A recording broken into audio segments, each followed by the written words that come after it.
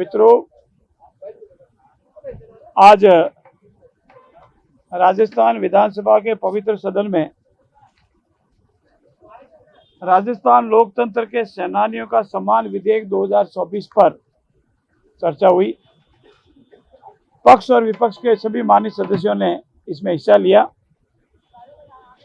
परंतु मुझे बड़े खेद के साथ कहना पड़ रहा है कि कांग्रेस की ओर से एक भी वो व्यक्ति नहीं बोला जो इमरजेंसी के दौरान युवा हो या जेल गया नहीं गया कोई विषय नहीं है, लेकिन इमरजेंसी के दौरान उसने वो कालखंड देखा हो। वो सभी सदस्य बोले जो इमरजेंसी के कालखंड के बाद में इस संसार में आए हैं, और प्रतिपक्ष के नेता भी 45 साल के ही हैं और इमरजेंसी को लगे हुए 50 साल हो गए। अच्छा होता जो वरिष्ठ सदस्य उनको बुलवा थे और उनके मुंह से ही कहलवा देते कि नहीं इमरजेंसी का कालखंड ठीक था, तो हमको लगता कि नहीं जिन्होंने ये आप कालखंड देखा है वो इस संबंध में बोल रहे हैं। दूसरा, किसी भी माननीय सदस्य ने जो प्रतिपक्ष की ओर से बोले इस बिल पर, इमरजेंसी पर, इमरजेंसी कालखंड पर लोकतंत्र सेनानियों ने जो प्रताड़नाएं सही, उनके साथ जो अन्याय हुआ, जातियां हुई, उनको बिना वजह, बिना किसी अपराध, बिना किसी कानून के जेल में रखा, उसके संबंध में एक शब्द नहीं बोले। उधर की बातें, किसान आंदोलन, एमएसपी, वो उधर की बेलगाम कोई भी बातें बोली जो इस बिल से संबंधित नहीं है। मित्रों, लोकतंत्र की दुहाई देने वाले, संविधान की दुहाई देने वालों ने कहीं ये विषय नहीं रखा कि स्वर्गीय श्रीमती इंदिरा गांधी ने रायबरेली से लोकसभा का चुनाव लड़ा, स्वर्गीय राज बहादुर जी उनके सामने थे,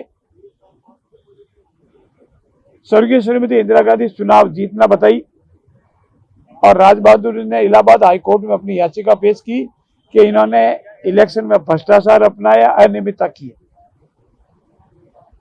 माननीय न्यायाधिपति जगमोहन जी ने सभी को सुनने के उपरांत डिटेल जजमेंट से ये माना कि इस चुनाव में कांग्रेस के प्रत्याशी स्वर्गीय श्रीमती इंदिरा गांधी ने भ्रष्टाचार के आचरण किया है, अनियमितता की है, उनके चुनाव को अवैध घोषित कर दिया और 6 साल के लिए भविष्य में चुनाव लड़ने पर प्रतिबंध लगा दिया।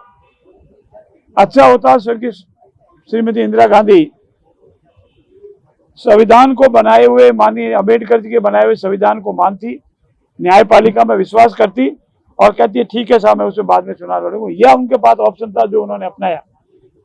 वो डीबी में गई, अपील की, माननीय न्यायाधिपति कृष्ण अय्यर और डीबी ने यह निर्णय पारित किया एड इंटरिम ऑर्डर के रूप में कि आपका जो पार्लियामेंट में जाने का अधिकार तो रहेगा, परंतु आप वोट का अधिकार नहीं है।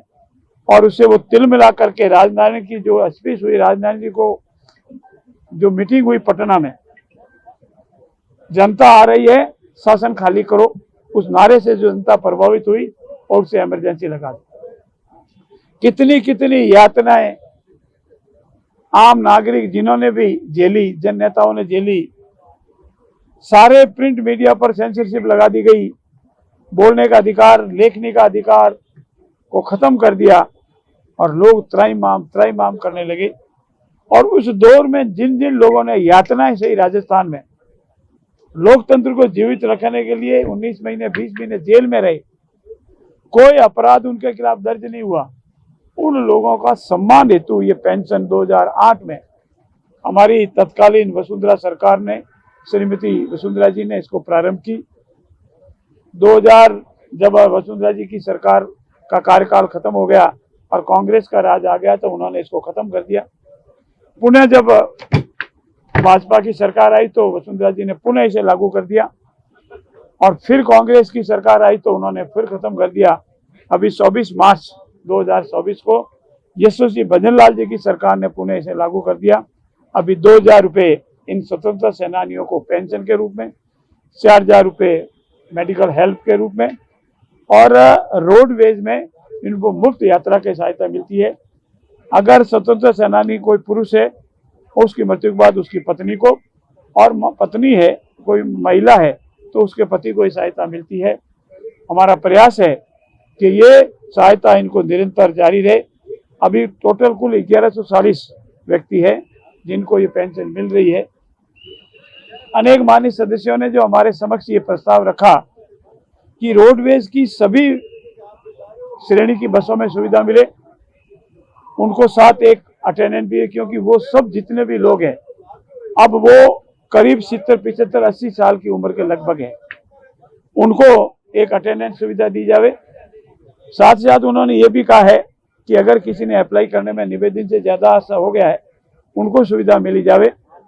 और साथ ही साथ उन्होंने ये भी मांग की है कि इनको सम्मान दिवस के रूप में भी मनाया जावे।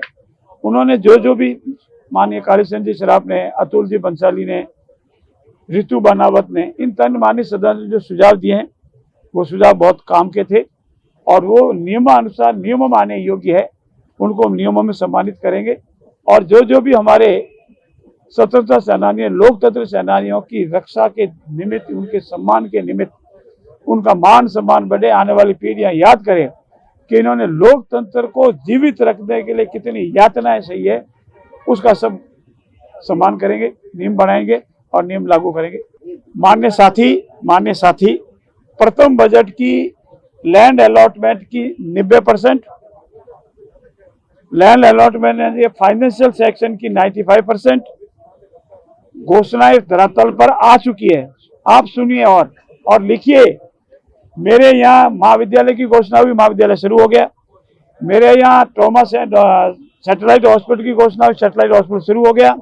मेरे यहाँ तहसील की घोषणा हुई, तहसील शुरू हो गई। मेरे यहाँ पीएससी से सीएससी में कन्वर्ट हुई, वो सब शुरू हो गई। 100% मेरे विधानसभा क्षेत्र में लूनी प्रथम बजट की घोषणाएं पूरी की पूरी लागू हो गई है। ऐसे ही सभी विधानसभाओं में लागू हो गई है। इसलिए आपका ये कथन, ये आपका ये विचार, ये आपका ये वहम कि धरातल पर नहीं आ रही है, ये भजनलाल सरकार है जो घोषणाएं की है 100% धरातल पर उतारने का प्रयास कर रही है और उतारेगी। धन्यवाद।